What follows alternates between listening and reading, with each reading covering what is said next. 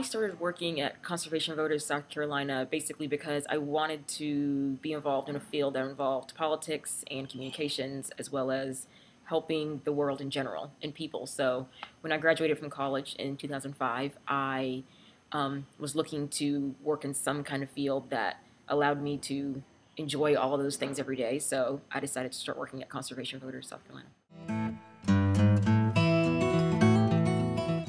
Well, the mission of Conservation Voters South Carolina is to elect a bipartisan majority at the State House.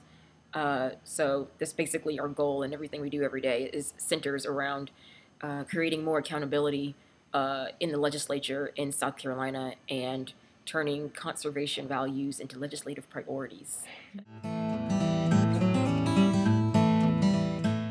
One thing we're particularly proud of is a few years back, Conservation Voters South Carolina played a major role in stopping the additional import of nuclear waste into the Barnwell nuclear waste site, because some of the powers that be on the other side were trying to expand something called the Atlantic Compact that would have basically required South Carolina to accept more nuclear waste from more states, even after it had been passed years before that. Some laws had been passed to say that we were not going to accept any more nuclear waste from the majority of U.S. states past a certain year.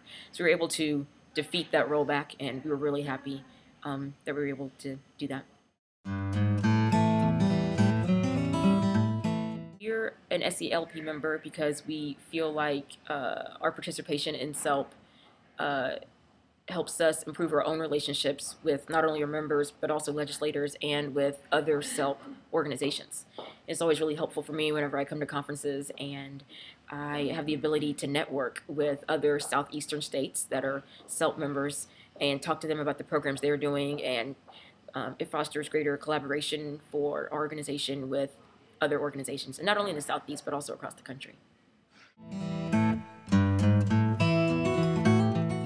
South Carolina has played a pivotal role on the national scene in some of the work that we've done in trying to pass cap and trade at the national level.